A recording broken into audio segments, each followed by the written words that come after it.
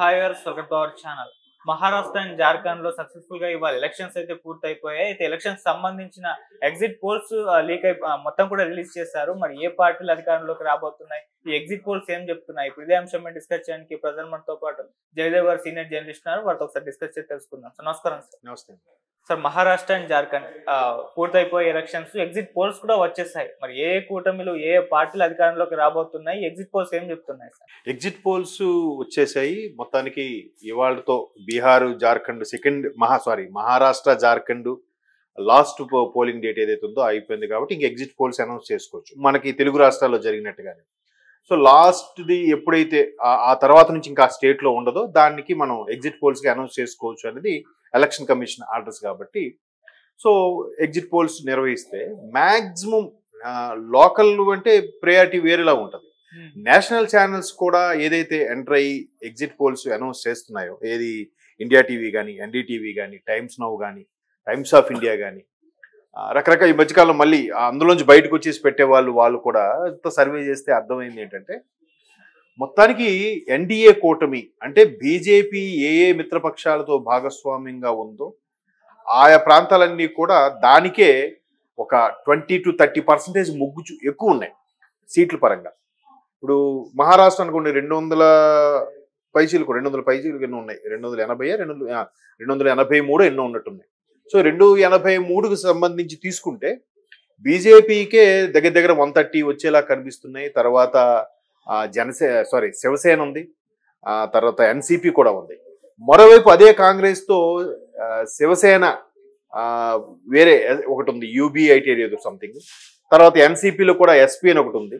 So వాళ్ళు same అంటే మనకి ఉద్ధవ్ ఠాక్రే వేరే మన ఆయన కజిన్ ఆ ఠాక్రే ఇప్పుడు ఆల్రెడీ ఉన్నారు కదా, షిండే సంథింగ్. సో వాళ్ళు ఆ ముఖ్యమంత్రి ప్రెజెంట్ ముఖ్యమంత్రి ఎవరైతే ఉన్నారో ఆ ముఖ్యమంత్రితో కూడిన బీజేపీ ఏదైతే ఉందో అది బాగా ముందుకు దూసుకుపోవడం. దానికి తోడు బీజేపీ ఎన్డీఏ భాగస్వామిలో ఉండే సెలబ్రిటీల్ని, బాగా నేమ్ ఫేమ్ ఉన్న నాయకుల్ని తీసుకొచ్చి ఆయా రాష్ట్రాల్లో క్యాన్వాసింగ్కి పంపించడం జరుగుతుంది. దానికి బెస్ట్ ఎగ్జాంపుల్ మన ఆంధ్రప్రదేశ్ డిప్యూటీ సీఎం పవన్ కళ్యాణ్ గారు. జనసేన పార్టీ ఇక్కడ ఆంధ్రప్రదేశ్లో ఎన్డీఏ కూటమిలో భాగస్వామ్యం ఉంది కాబట్టి ఈయన్ని మహారాష్ట్ర క్యాన్వాసింగ్ కి పంపించారు. మహారాష్ట్ర వెళ్ళినప్పుడు కూడా ఆయన కంప్లీట్ బీజేపీ నాయకుడి లాగే మాట్లాడాలన్న కూడా అది ఒక విధంగా పొగడ్తతో కూడిన విమర్శ అనుకోవాలి. ఎందుకంటే పవన్ కళ్యాణ్ అనే వ్యక్తి జనసేనకు చెందిన వ్యక్తి అయినా కూడా బీజేపీ యొక్క మెరిట్స్ ఏంటి, అది ఎటువంటి జయకేతనాలు ఎగురవేసింది, అలాగే ఆర్టికల్ 370 విషయం కానీ, లేదా రామాలయం అయోధ్య రామ మందిరం గురించి సంబంధించి కానీ, తర్వాత సర్జికల్ స్ట్రైక్స్, తర్వాత ఇంకోటి ఏంటది చాలా ఇలాగే డిమానిటైజేషన్, ఇలాంటి డేరింగ్ డెసిషన్స్ చాలా తీసుకుంది. అసలు కరోనా టైంలో కూడా ఎన్డీఏ భాగస్వామ్యం పార్టీ రెండోసారి వచ్చినప్పుడు చాలా హర్డిల్స్ ఫేస్ చేసినప్పటికీ కూడా దాన్ని నరేంద్ర మోదీ గారి నాయకత్వంలో ఏ విధంగా ముందుకు తీసుకెళ్ళింది. అలా ఇంకో ప్రధానమైన రీజన్ ఏంటంటే బీజేపీలో అందరూ చెప్పేది, ఒక సామాన్యమైన కార్యకర్త కష్టపడితే బీజేపీ కోసం, ప్రజల కోసం, బీజేపీ పార్టీ కోసం, భారతీయ జనతా పార్టీ కోసం ఎవరైతే అహర్నిశలు శ్రమిస్తారో వాళ్ళకి there is no end for developing. అంటే వాళ్ళ ఆకాశం వద్దుగా డెవలప్ అవుతారు. ఒక ఛాయ్ వాలా కొడుకు, ఒక సామాన్య కార్యకర్త ఈరోజు ప్రధానమంత్రి అయ్యాడు. ఒక సాధారణంగా ఒక ఊర్లో ఉండే టీచర్ గానో లేదంటే ఏదో సోషల్ ఎలిమెంట్స్ లో పార్టిసిపేట్ చేసే ఒక సాధారణ మహిళ, ఒక చిన్న పల్లెటూరు నుంచి వచ్చిన, ఒరిస్సాలో పల్లెటూరు నుంచి వచ్చిన మహిళ ఈరోజు రాష్ట్రపతి అవుతారని ప్రూవ్ చేసుకున్నారు. అలాగే ఒకప్పటి గోవా సీఎం, ఆయన ఇప్పుడు చనిపోయారు అనుకోండి, రక్షణ మంత్రిగా కూడా చేశారు ఆయన. ఇలా ప్రతి ఒక్కరు కూడా, ఇప్పుడు రామ్నాథ్ కోవింద్ గారు మాజీ రాష్ట్రపతి గారు, ప్రతి ఒక్కరు కూడా తీసుకుంటే వాళ్ళు ఒక సాధారణంగా ఒక లెక్చరర్ లైఫ్, ఒక సాధారణ కార్యకర్త లైఫ్, లేదా ఒక సామాజికవేత్తగా స్టార్ట్ చేసిన లైఫ్ బీజేపీలో జారిన తర్వాత ఒక ఉన్నత స్థానంకి వెళ్తారనేది బీజేపీ పార్టీ సిద్ధాంతాలు చాలా వరకు ప్రూవ్ చేయగలిగాయి. ఈవెన్ మహానుభావులు వాజ్పేయి గారు, ఎల్కే అద్వానీ గారు లాంటి ఉద్దండులు పార్టీని పెట్టడము, దాన్ని అలా తీసుకురావడము, ఒకరిద్దరు ఎంపీలతో స్టార్ట్ అయిన ఒక పార్టీ ఈరోజు ప్రభంజనంగా అయిపోయింది. స్థానికంగా ఎవరైతే మనతో కలిసి వస్తారు, మనతో విభేద లేకుండా నడుస్తారు అనుకున్న వాళ్ళతోనే ఇది అవ్వడం.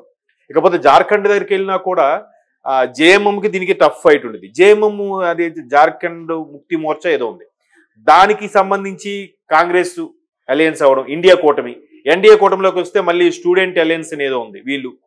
సో ఇక్కడ ఎవరితో టైఅప్ అయితేనే మనకు బాగా బెనిఫిట్ గా ఉంటుంది, బీజేపీ భావజాలానికి బీజేపీ సిద్ధాంతపరమైన వాటికి ఏ పార్టీ ట్యూన్ అవుతుందో వాటితో కలిసి వెళ్ళడం, అక్కడ స్థానికంగా ఎవరు బాగా ఫెమిలియర్గా ఉంటారని అటువంటి స్టూడెంట్స్ యూనియన్ లీడర్లను తీసుకొచ్చి అక్కడ మ్యాక్సిమం అభ్యర్థులుగా పెట్టడం, ఇట్లాగా వెళ్ళడం అనేది చాలా చాలా ప్లాన్డ్గా వెళ్తుంది బీజేపీ. లేదంటే మూడోసారి బీజేపీ రావడం ఏంటండి సెంట్రల్లో? మ్యాక్సిమం ఈసారి వ్యతిరేకత వచ్చింది, బీజేపీ కష్టము, కాంగ్రెసే ఎక్కువ ఉంది. ఎందుకంటే ఆ మధ్యకాలంలో ఇప్పుడు ఛత్తీస్గఢ్ రాష్ట్రాలతో పాటు రాజస్థాను, కొన్ని రాష్ట్రాలకి 5 రాష్ట్రాలకి ఎప్పుడైతే ఎన్నికలు జరిగాయో అప్పుడు కూడా ఒక 2 కాంగ్రెస్ కైవసం చేసుకున్న, 3 బీజేపీ కైవసం చేసుకుంది. ఆ 2 కాంగ్రెస్ కైవసం చేసుకున్నప్పటికి కూడా నువ్వా నేనా అన్నట్టుగా పోటీ ఇవ్వగలిగింది బీజేపీ. ఇంకోటి ఏంటంటే బీజేపీలో అంటే ప్రతి దగ్గర కూడా చిన్న చితక స్కామ్లు అవి ఉంటాయి, ఉండవని అనట్లేదు. బీజేపీలో సంవత్సరాల కొలది పెద్ద పెద్ద స్కాములు చేసే దీని అయితే ఇప్పటి వరకు రాలేదు. ఇష్యూ ఉంటే ఇప్పటికి బయటకు వచ్చేదిగా. ఒకవేళ బీజేపీ పరిపాలన కాని ప్రాంతాలు ఏవైతే ఉన్నాయో కొన్ని రాష్ట్రాలు, ఆయా రాష్ట్రాల్లో బీజేపీ వాళ్ళని నొక్కి పెట్టి తాట తీసేవాళ్ళుగా మిగతా వాళ్ళు, లేదంటే కాంప్రమైజ్ అయిపోయి ఏదో ఇబ్బంది అయితే అది మీడియాకి వచ్చేసేదిగా. సో అలా జరగకుండా ఉందంటే బీజేపీలో కొంత ఆ రూల్స్ పెట్టుకున్నారు వాళ్ళు. మినిమం ఒక అభ్యర్థి ఒక వ్యక్తి 2 సార్లు పర్యాలకడ 3 సార్లు చేయకూడదను, లేదంటే మ్యాక్సిమం ఇన్నేళ్లే వర్క్ చేయాలి, అంతకుమించి చేయకూడదు, లేదంటే ఒకే ఆ వ్యక్తికి 2 రకాల నామినేటెడ్ పోస్టు లేదా గవర్నమెంట్ సంబంధించిన పోస్టు 2 ఉండకూడదు, ఒకటే వర్తింపు చేయాలని ఇలాగా చాలా రూల్స్ అండ్ రెగ్యులేషన్స్ పెట్టుకున్నారు. అలా పెట్టుకోవడం వల్ల ఒక నిజంగా ప్రజల్లోంచి వచ్చిన వాడే నాయకుడిగా రూపాంతరం చెందిన నేపథ్యంలో మరి బీజేపీకి ప్రజలు పట్టం కడుతున్నారు. మనం ఇప్పుడు అదే ఆంధ్రప్రదేశ్లో కూడా బీజేపీ పట్టం కట్టినట్టేగా ఒక విధంగా. కోర్స్ టీడీపీ జనసేన గెలుపుకి ఎక్కువ బాధ్యత తీసుకున్నా, టీడీపీయే 60-70% తీసుకున్నా, ఒక 30% జనసేన తీసుకున్నా, ఒక 5% బీజేపీకి వచ్చిన అరే బీజేపీ కూడా దానికి ఛాన్స్ ఇద్దాం, వీళ్ళతో పాటు వాళ్ళు ఉన్నారు, సరే ఈసారి వీళ్ళు సెంట్రల్లో వస్తే ఆంధ్రప్రదేశ్కి బెనిఫిట్ ఉంటుందన్న ఆలోచన విధానంతో కదా గెలిపించుకున్నారు. 9 సీట్లు ఎమ్మెల్యే సీట్లు వచ్చాయిగా. సో దానికి తగ్గట్టుగానే ఇప్పుడు సెంట్రల్ నుంచి రావాల్సిన నిధులు ఏవైతే ఉన్నాయో ఆంధ్రప్రదేశ్కి వస్తున్నాయిగా, ఎక్కడ ఏమైనా అడ్డు పెట్టట్లేదుగా, ఏది అడిగితే అది చేసేస్తున్నారుగా. సో అలాగా సెంట్రల్లో పార్టీ ఉంది, ఒక స్వార్థం కూడా అయితే అయ్యుండొచ్చు, బట్ ప్రజల ఆలోచన విధానం బీజేపీకే ఎక్కువగా పట్టం కడుతున్నారు అనడానికి ఈ ఎగ్జిట్ పోల్స్ కూడా ఒక నిదర్శనం. అఫ్ కోర్స్ మంచి ఫైట్ ఇస్తే ఇచ్చిండొచ్చు, కానీ దాన్ని ఏమంటారు మెయిన్ టార్గెట్ అంటే సగం కన్నా ఒకటి ఎక్కువ వస్తే వాళ్ళు గెలుచుకోవచ్చు కదా. మ్యాజిక్ ఫిగర్ వచ్చేలాగైతే గెలుచుకుంటున్నారు. దానివల్ల ఒక విధంగా మంచిదే రాష్ట్రానికి కూడా. మ్యాజిక్ ఫిగర్ కన్నా కొంచెం ఎక్కువ వచ్చి గవర్నమెంట్ ఫామ్ చేయడం వల్ల ప్రతిపక్షం స్ట్రాంగ్గా ఉందనుకోండి, వాళ్ళు కూడా ఖచ్చితంగా ఒళ్ళు దగ్గర పెట్టుకుని పనిచేస్తారుగా. అరే మనం ఏం చేసినా ప్రశ్నించడానికి, తెల్ల కాగితం అంతా వదిలేసి ఆ మచ్చను పాయింట్అవుట్ చేయడానికి ఇక్కడ ఒక ప్రతిపక్షం ఉంది అనే ధైర్యంతో పనిచేస్తారు. కాబట్టి బీజేపీకి మొత్తానికి ఇక్కడ మహారాష్ట్రలో ఎన్సీపీ వాళ్ళు, శివసేన వాళ్ళు వీళ్ళు మిక్స్ అవ్వడం, ఇక్కడ జార్ఖండ్లోకి వచ్చేసరికి స్టూడెంట్స్ అలయన్స్ జనతాదళ్ ఒకటి ఉంది ఇక్కడ, ఆ జనతాదళ్ వాళ్ళు పార్టిసిపేట్ ఆ కూటమికే ఎక్కువ ప్రియారిటీ ఇవ్వడం అనేది ఎగ్జిట్ పోల్స్ చెప్తున్నాయి. ఎంతవరకు ఎగ్జిట్ పోల్స్ చెప్పింది ఏది కూడా ఫ్లాప్ అవ్వలే. మ్యాక్సిమం ఫిగర్ అయితే రీచ్ అవుతున్నారు. మరి ఆంధ్రప్రదేశ్ ఎన్నికలు అయితే బేభత్సం లేండి, ఎగ్జిట్ పోల్స్ కి మించి వచ్చాయి అన్ని.